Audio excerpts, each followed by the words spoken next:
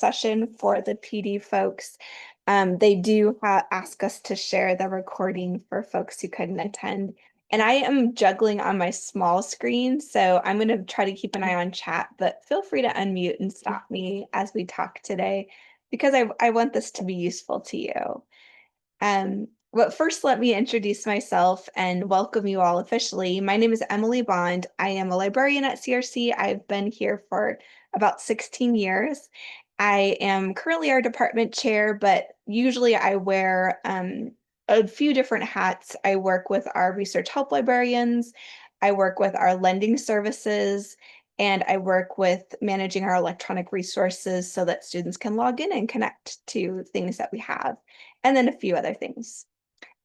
April, who's in the room, I'm going to call you out because April is one of my colleagues, a librarian at CRC. And April, do you want to share who you are? Maybe.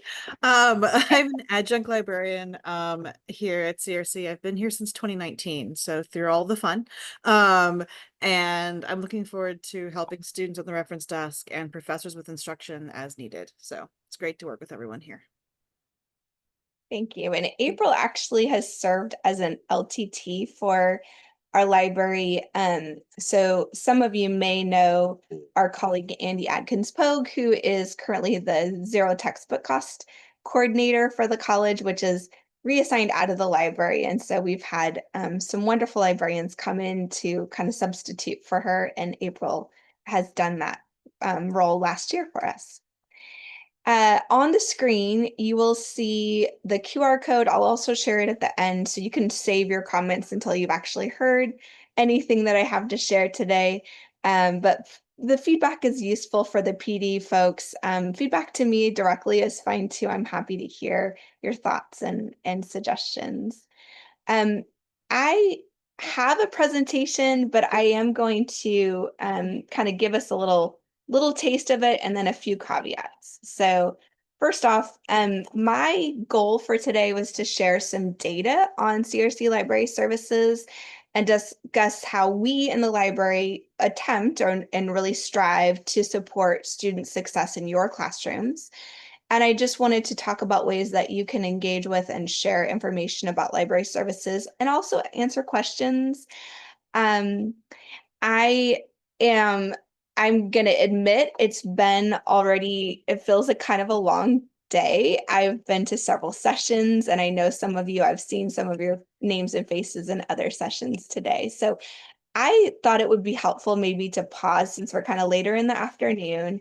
And if you don't mind sharing, if you feel like sharing how you're feeling at this moment, either about your day today or what you have upcoming in the semester, like what maybe in 1 or 2 words, and you can put it in chat if you want to.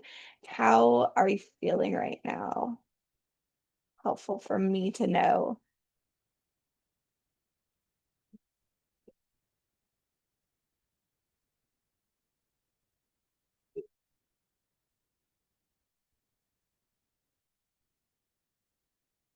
They were like, there was no sharing advertised on the agenda. April, good. Excited about the next semester. That's awesome. I personally am feeling a little tired. Pretty good, staying cool in the AC. Thank you, Ann. Yes, it's a blessing to have air conditioning on a day like this. Tired, yes, well, it's okay. So much to do. So excited. Oh, and no AC for you, Mark. Oof.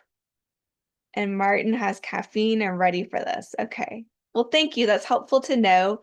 Because we have a somewhat smaller group, it is, um, I personally feel like this can be a little bit more conversational. I have slides, I have data, I have information, but you have your own perspectives and needs that you're coming into today with. So if you want to pause me and ask a question, um, you can feel free to unmute. You can feel free to use the chat. You can feel free to raise your hand. But please, if you have things that you like to get out of this, it's helpful for me to know as well. I have one more question for you. And my question for you is, who are your students? And that's kind of a vague question, but you can define it how you want to.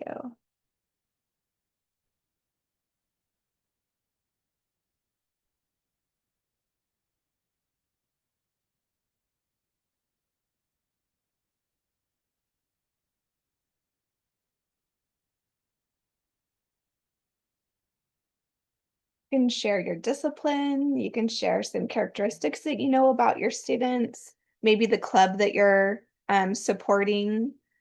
Any of those things are helpful for me to know.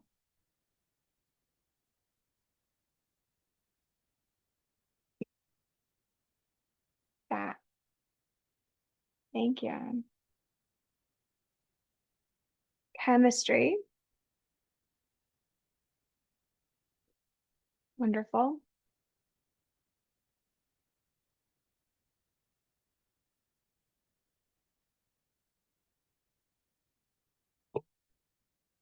Let's see. Yeah, CRC students, April.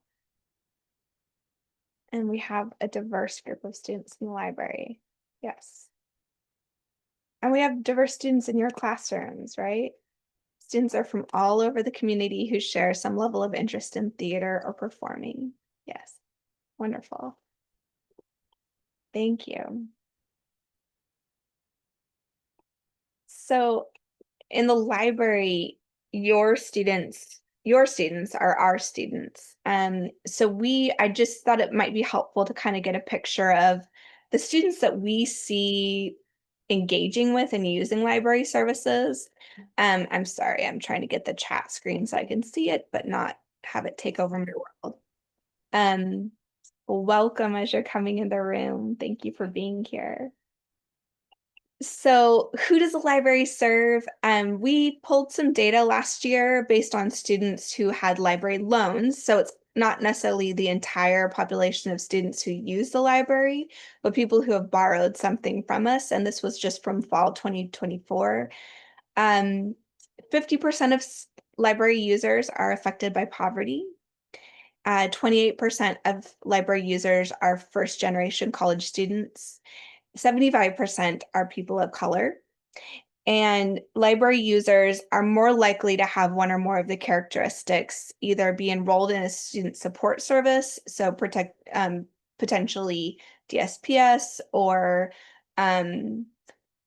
man, this is where my tired brain is going to forget all the student services, or Trio student support services, Mikasa, and we've got many more.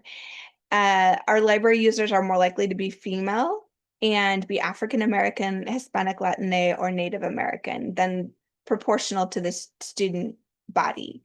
Now, this is a snapshot of a semester, and it definitely will vary, but this gives you a little bit of a picture of who we are serving most in the library.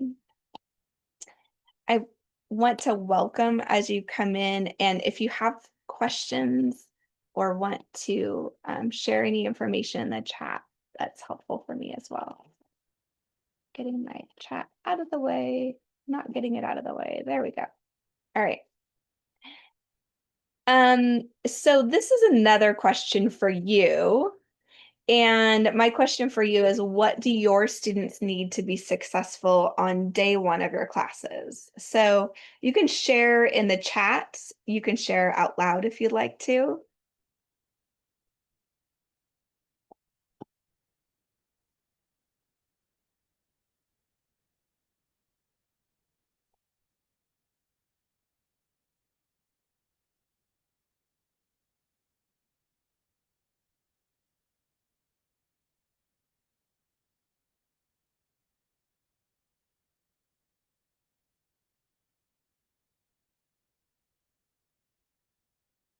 Be enrolled or close to it. Yes.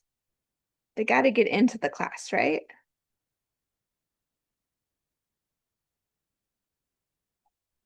What else do they need? William, thank you. So it seems like very streamlined Canvas experience. Yes.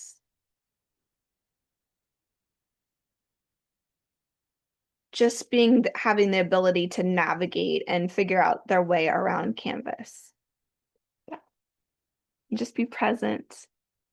Be present, be there, ready to learn. Yes. Welcome as you're coming in. Thank you for being here. Internet access, since you're using an online textbook for your class. Yes. Thank you, Ann. And as you're coming in, I'm just posing a few questions. We're a smaller group, and my question for you, if you want to share in the chat, is what do your students need to be successful on day one? So I think all of the things that have been mentioned are really important for student success. One of the things in the library we're trying to do is support your students from outside the classroom. And so kind of filling in the gap with things that they may need to be successful. And in some cases, it is access to things like internet and a computer. Um, sometimes it's things like access to textbooks. Um, I saw some other things on here, just be present. So being on campus, the library, we try to be a space for students to come in between classes and for collaborating with their friends and classmates. I saw the William the Canvas experience. I mean, navigating the tech part of going to college, it can be challenging. And so we have one of our services that we offer is tech support to students as well in the library. And Katie, thank you for being here. Yes, access to internet and a computer. And I think they need an actual computer, not a phone. A large percentage of our students are either juggling, like they're sharing a computer with other people in their family or household, or they are potentially uh, they don't have a computer, maybe they have an iPad or a phone or something else that they're trying to do their classes on. And that's so challenging and doesn't necessarily lead to them being successful. So in the library, some of the things that we offer to try to support that student success, we have a space. We do technology lending. I'll talk a little bit about each of these things. We provide access to textbooks and course materials. We provide access to a library collection for research and enrichment, and access to research resources. Resources to support learning, like citation stuff, and helpful librarians and staff. And thank you all. I navigate back and forth. Um, Thank you for the question, Katie. Yes, so you asked about borrowing a Chromebook for all semester or a few hours. So let me go ahead and tell you a little bit about our Chromebooks. I'll tell you a little bit more as we go, but the short answer is we lend out Chromebooks for the whole semester. And we actually at CRC have the policy if the student stays enrolled, we try to extend those loans from semester to semester, which requires a little bit of work of my coworkers, but they're happy to do that because we're trying to, if possible, not interrupt that access to technology that is really important for persisting and staying in classes to be able to get to their educational goals. So that's a great question. Thank you, Katie. Feel free to post questions in the chat. If I miss something, just unmute and stop me and we'll talk about it. So what do we have in the library in terms of services? I did mention our space, and just if you, has anybody been in the, I know some of you have been in the library before, like Martin, you've been around. Mark, I know you've been in the library. April has been as well. Has anybody not gotten a chance to visit it so far? Sorry. Ah, okay. If you haven't been able to visit the library, please feel free to stop by this week because we are before the semester begins. It's mostly either flex events or library staff kind of working frantically to get everything ready for students. We are located in the library building, which is a funky building if you've been in there before, and it has multiple levels. We house kind of the second and a half level. It's like offset. And there's elevator access from the north side of the building. So the campus map is on the screen. And if you, one of the big things for students to have access is that, thank you, April, for putting, this is why I love my library colleagues, that they've got my back, right? Um, for elevator access to come into the library, it's open to anyone during our open hours, and that's from the north side of the building. So that's an important thing to know. The library space has silent study area, computers, flexible seating, which is something that's relatively new. The last couple of years, we were able to buy some uh, like seating tables and seating that could be moved around and could be more collaborative. We also have group study areas. We have 12 group study rooms, 7 of which are reservable, so students can plan ahead and have a group study session with their classmates. And that's a really great thing. We see a lot of students using those the entire semester, but especially as we get into midterms and finals. And then we have coming soon, it's actually getting set up right now. We're creating a Zoom room, which is specifically for students taking online classes so that they're able to have a space where they can have fewer interruptions and be able to attend a synchronous Zoom session um, in person, live, and be able to be on camera and not have, their personal spaces in the background, or not have to worry about microphones and stuff like that too. I'm going to pause really quickly. Um, and thank you, uh, April, for sharing the FAQ about checking out a Chromebook, and we'll talk more about Chromebooks in a minute. Any questions about our library space?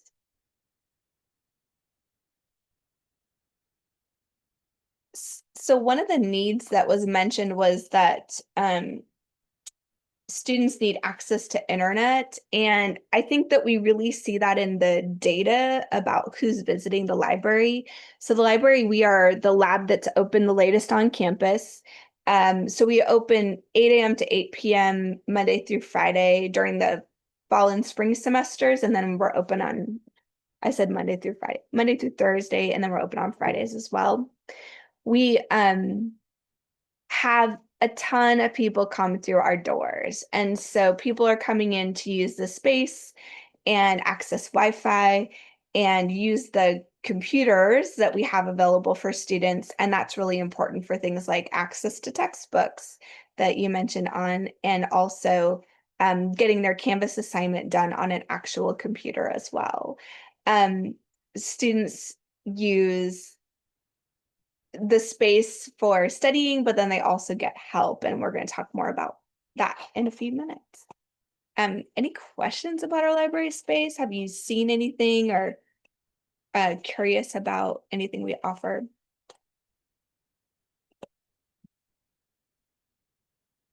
Okay.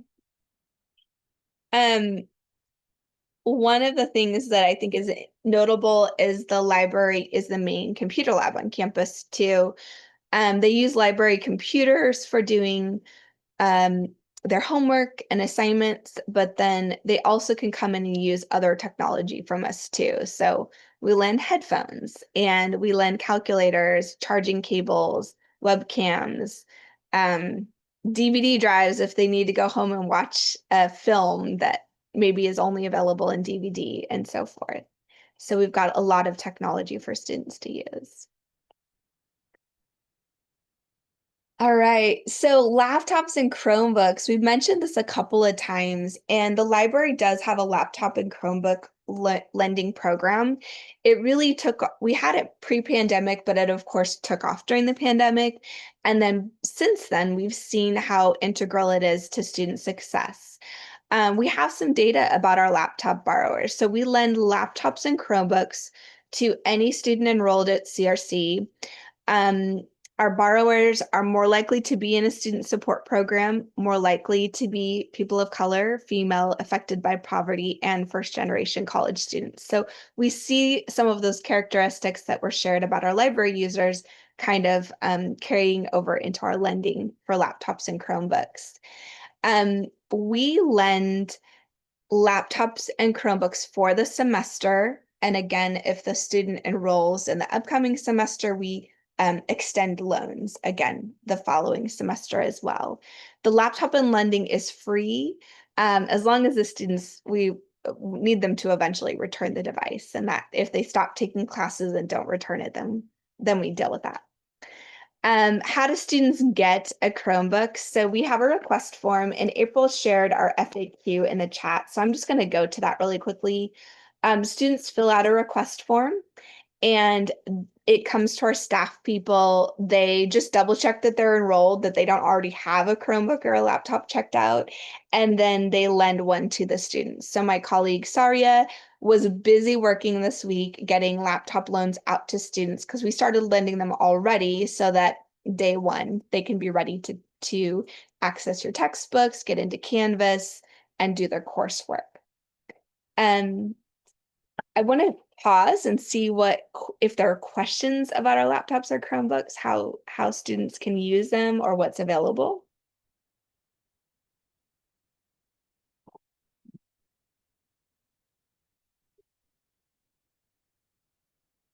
Okay. So I'm saying laptops and Chromebooks, and the distinction I think is a little bit important to maybe make clear. We do most of our supply is our Chromebooks. Chromebooks are lighter weight, they're a little bit cheaper, so we can buy more of them with the funding that we have available, and they're web-based. So everything the student's going to do is accessing through their OneDrive or Google Drive and Canvas or web access. Um, they connect to the internet. They work pretty well for most of the things that our students need. Occasionally, we have students in specific classes that need to use installed programs, or they have a need for accessibility software or other types of needs that extend beyond what a Chromebook is capable of.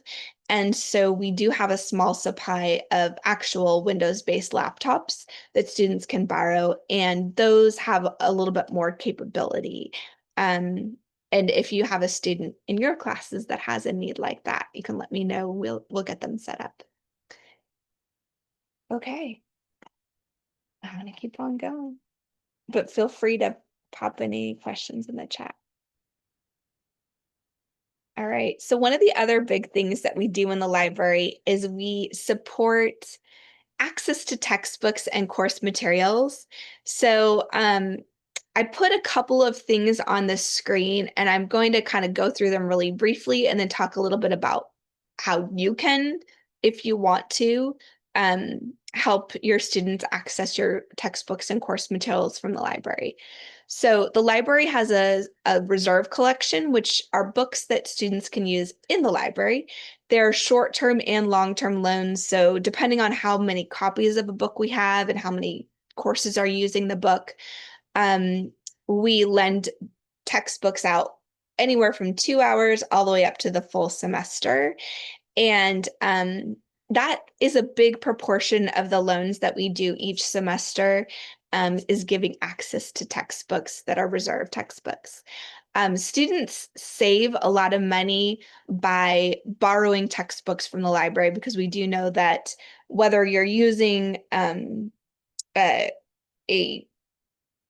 commercial textbook or whether you have a ZTC or an OER option that maybe a student prefers to have a physical copy to use and read, then that's one of the things that the library can provide access to. Pause me if you have any questions. We do in the library do something, we support the Zero Textbook Cost Initiative at the college, and if you're anybody is not familiar with what this is the college is working to become an institution where students don't have to pay for textbooks or course materials. And we're really accomplishing that through the hard work of faculty who have either converted to using open educational resources or developed materials of their own or collaborated to adapt something that's made by another faculty member or institution. And there's many different ways that we're getting to our zero textbook cost goal. CRC has been incredibly successful, and this data is a little old. I don't have Andy's up-to-date data, but over 75% of CRC classes are ZTC, which is an enormous accomplishment of the college and of the faculty. We support that in the library. The library provides access to 179, this is again a little bit old data, but electronic ebook titles. And we also provide what are called digital titles, where we've taken a physical textbook and we've made a digital version of it for students to use. And those are both in support when there's not open educational resources that are really acceptable or sufficient for the time being. Thank you, Katie. I see your question. I'm going to answer that real quick in a second. We have, for our textbook access, it's had a really enormous impact on students. And saving the ZTC program alone has saved millions of dollars in student cost for course materials. And then the library has supported that through the things that we purchased. And April, who's in the room, has been really instrumental with our digital lending program that we offer right now. If we use OER textbook for ZTC, Yeah. do I have to worry, or instructors worry about providing hard copies someplace at the library, or do you do that? Make hard copies of PDFs of ZTC textbooks? Yeah, this is a great question, Mark. We can do that. And in many cases, we have, so for example, Andy did a presentation earlier today on LibreText, looking at some, so just for I want to make sure that everybody in the room is getting, we've got a lot of acronyms that I'm throwing out here. So zero textbook cost is that ZTC acronym. OER is open educational resources. So what Mark is referring to is something that is in a license where it can be adapted or reused, or maybe you developed it yourself. But it's a no cost option. And many of the open up educational resources are through online platforms, which is great. Some of the online platforms like LibreText is one of them that's used in our district is they do have an option to print. So students can request printed copies of LibreText, and also faculty or the library can as well. We often try to, if it's something that's been arranged through the ZTC program through Andy, and it is an open educational resource, when possible, we try to have printed copies in the library so that students can come and borrow them in addition to accessing it online. So Mark, I will double check what we have for your class. And maybe if we need to get something set up, we can do that. I want to pause and I'm going to get to your question, Katie, in a moment, but I do want to see if there's any other questions so far about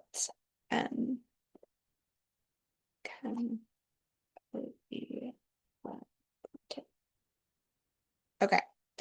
I do I am going to jump to the next slide really quickly.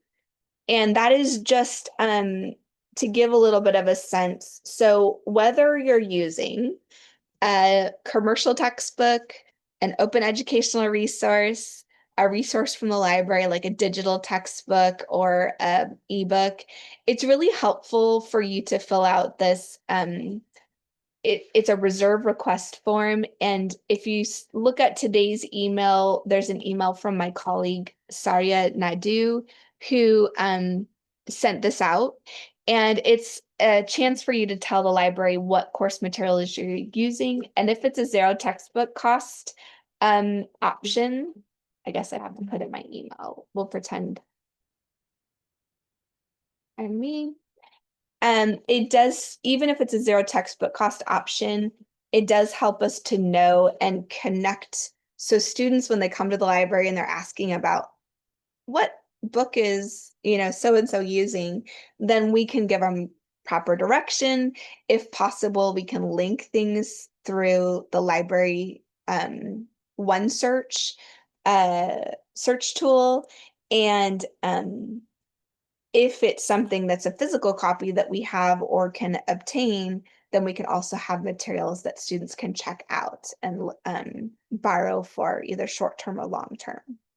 So if you haven't already, I'm going to post this link in the chat, and it's really helpful for us to have your open educational resources or commercial textbooks, just have record of that so that we can help connect students to that information.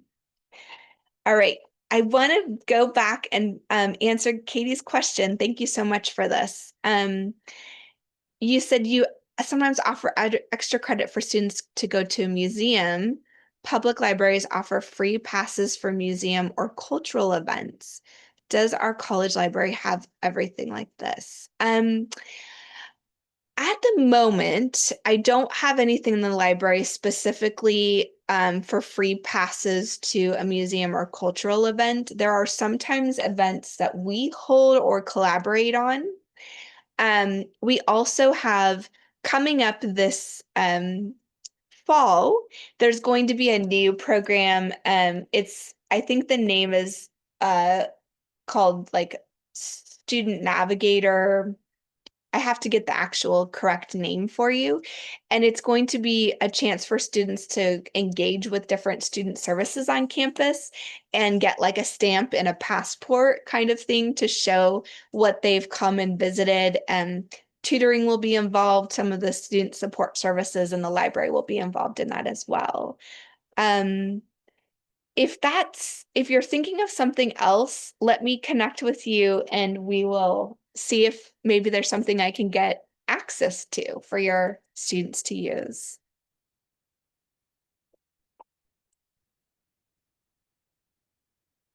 Okay. Questions about textbooks, about events?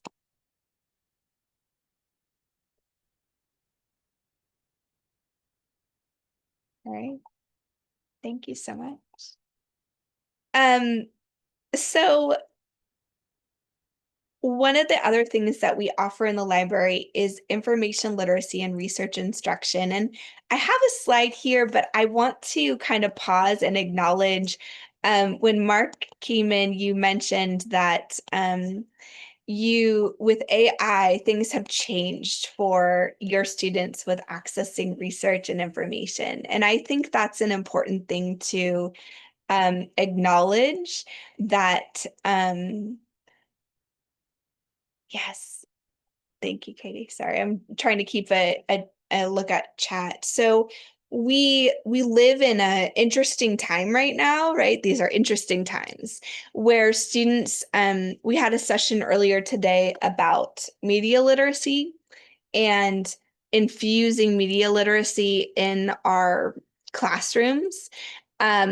We have a session, a whole institute tomorrow about artificial intelligence and academic integrity. And I know that as faculty, we are grappling with how do we help students navigate this information landscape where they've got AI coming at them from every direction. And how do we also make meaningful opportunities for them to practice their research and critical thinking skills in our classrooms? And it's not easy. We spend a lot of time in the library talking about this, how challenging it is, and what we see as some of the pitfalls for students and for us. Um, so this is a chance maybe for me to kind of pause on my presentation a little bit and just hear some of the things that are happening in your classrooms about research and research needs for your students. Does anybody want to share what's happening for you? I love doing library research workshops with librarians and students. A lot of students never go to the library, and so there's a wealth of resources, blah blah blah. So, but now I'm running the problem where a lot of the course leaders and things, I'm an adjunct, are just staying away from all report writing and library research, period. So it's really too bad. So once I start forcing it in, I came and do the most basics of library interface with the students, which I feel is really important. Okay? Yeah, And that's because of AI. yeah. Yeah. Well, thank you. Thank you, Mark, for sharing that. I think it's hard, and maybe I'm projecting, but it's hard to know how to craft a writing assignment when you know that students have the access, right, to generation like text, um like generative AI tools that can write for you. And so that's challenging to know, how do I engage with helping students use research in a package, deliver it in a package that um It's almost worse they're than that because I'm getting negative feedback now from the chairs or from the deans about even using homework, any work at home now. There's a negative feedback for that counting towards outcomes and things, or um, grade points or something. okay.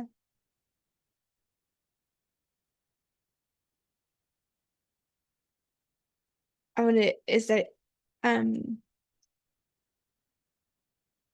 so what I would say is I appreciate that challenge, and I think the library, we can't solve all your problems, right? We can't solve all the challenges that you're facing there.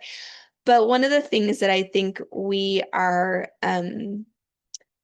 invested in is trying to help faculty figure out how to navigate this, where they're able to um, support student learning and help them acquire. Personally, I think it's really important that students um, are given the opportunity to acquire the critical thinking skills that are necessary to use with AI, and also to use with engaging with academic research and engaging with um, media, news media, and social media, and so forth. And that's what we're trying to promote with what we label it as information literacy.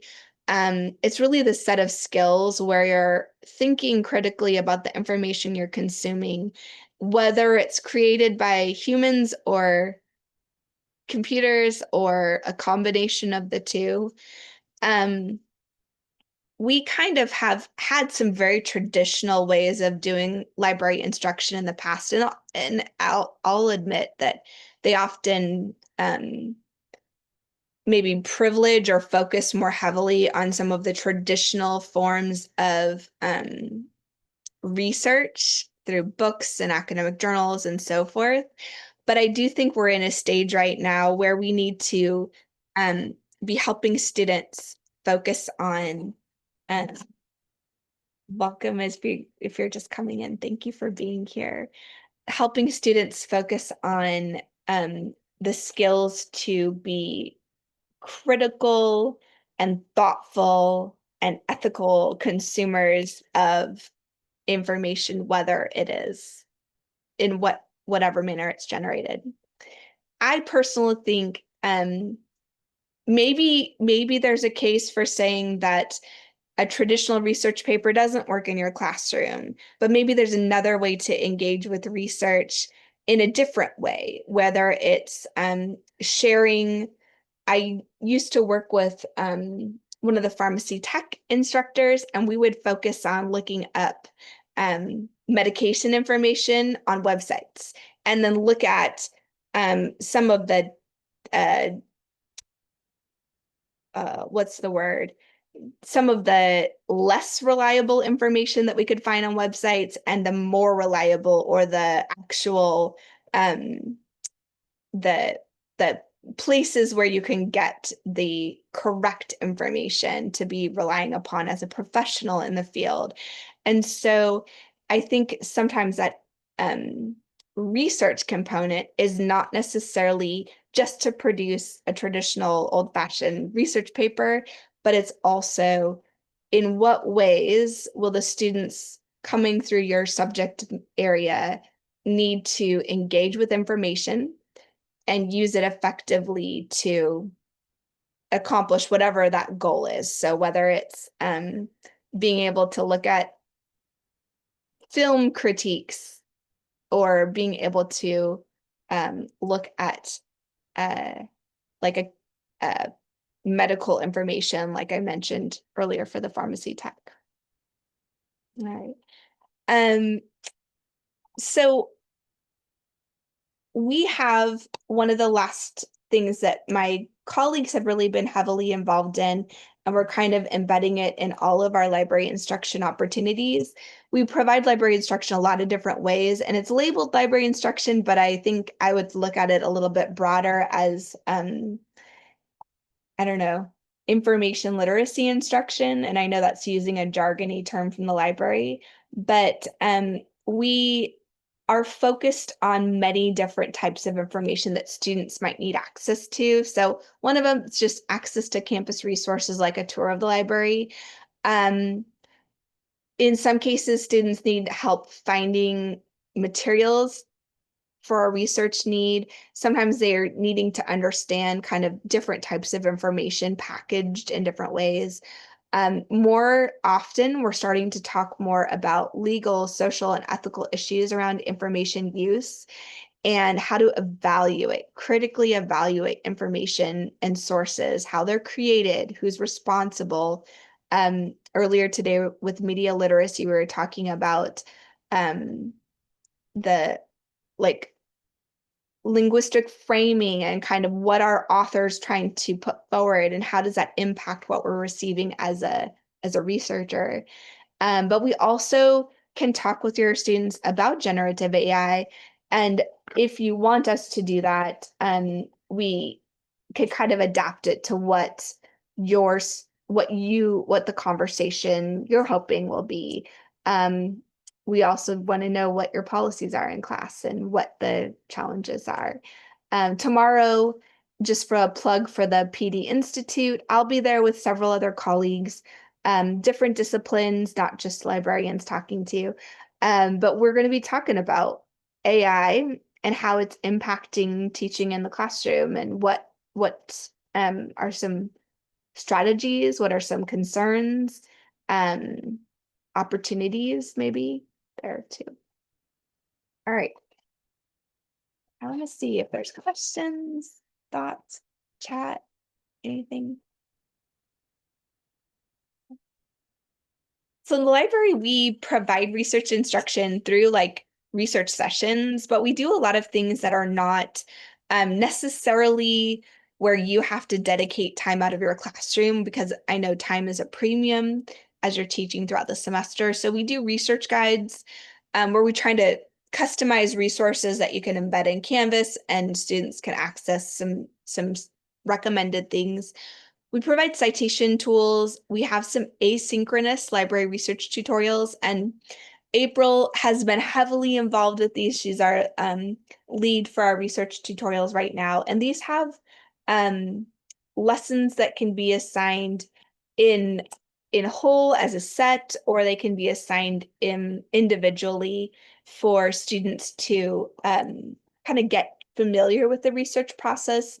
I'm going to point out, like, we have modules on evaluating sources, we have one on fact checking misinformation and disinformation, but which will be revised but soon, but it is still, I think, really valuable. Okay. All right. So the library, I've talked about a lot of different resources. I thought it might be kind of cool to jump in and look at a few things that are new in the library. Um, and if you've been at CRC for a little while, you may be familiar with some of these, maybe some of them are new to you. So I mentioned at the beginning, one of the innovations that we're working on this year is putting together a Zoom room for students. So if you are teaching synchronous online classes, or asynchronous online classes. Sometimes students are just looking for a place to take their class. They may not have a space at home or at work that they can have some space to concentrate and engage in the class. And the library, we want to help provide that for them.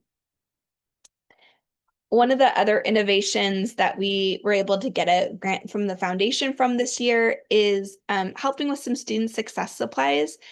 So things like Scantrons and Blue Books, we're going to try to make available in the library. So that's coming soon as well. The college, the foundation, Hawk Cares, we've had the benefit of several different funding sources to be able to get more Chromebooks in the library. We lend out several hundred each semester. And because of our policy of letting students keep the laptop as they're taking multiple semesters, it is a collection that we're constantly needing to replenish. And so that we can serve the new incoming students. And I was at the coffee with the presidents today. Enrollment is up again this semester, which is a wonderful thing. But in the library, then it's a whole new crop of students that we're trying to provide resources to. So we're really grateful for ongoing support from the college, the foundation, the Hawk Cares for Chromebooks that we can lend. We have a really dynamic collection with new titles. We purchased them throughout the year. And one of the things that we do take is faculty, let's go back. I should have linked for myself. We do take faculty recommendations for materials that we should add to the collection on our library website. So if you haven't been here before, student services, library, I'll put that in the chat, or April might beat me to it. Maybe I'll put it in the chat. Here we go. And under here, we have a faculty services page. Some of the stuff I've covered today is on our first page of the faculty services.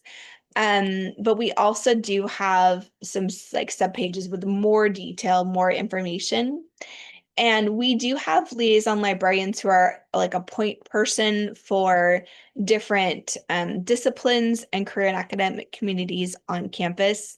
And you can make purchase requests. Either you can contact your liaison or you can just submit a purchase request. And we just ask you to let us know, like, is this something that you're absolutely using in your classroom or just something that you think would be useful for the collection? And, submit information and we do our best to purchase or obtain the materials. Stop any questions. We also have some things coming up this year. So the library provides a whole collection of online resources, and these are available from our library site. Our main search tool is this OneSearch search box. Thank you, April. And it allows you to search and look at most of our collection all at one time. So you can search by topic like climate change, and you can access journal articles and books and films and whatever we have. And you have the ability to kind of customize your search by publication date or resource type or subject areas or many other ways. This OneSearch is going to have what I would call maybe a facelift. It's going to have a little bit of an update this upcoming spring. And so you'll see some information coming about that later on in the year. We also have a whole collection of individual databases. And um, some of you may be familiar with these already. If you haven't explored them, there's quite a few in our collection, and there have been several that we've acquired over the last few years with some funding. So, for example, some of our primary sources databases where and collections were acquired within the last like 3 years. We also have some really good film and video databases. I guess I should clear my filters, but we'll take this one off. Let's take that one off. Try it again. And so you can look for films that you could use in your classroom. Our film databases function in different ways. So like our Films on Demand is a collection of lots of different films that are kind of compiled by the company Infobase. Canopy is a database where we buy or subscribe to films kind of a la carte, one at a time. So if there's a film that you're interested in the library acquiring, or if you're curious if we have access to it, either that purchase request or you can just ask one of your librarians and we're happy to help you out with that. I'm going to pause for questions.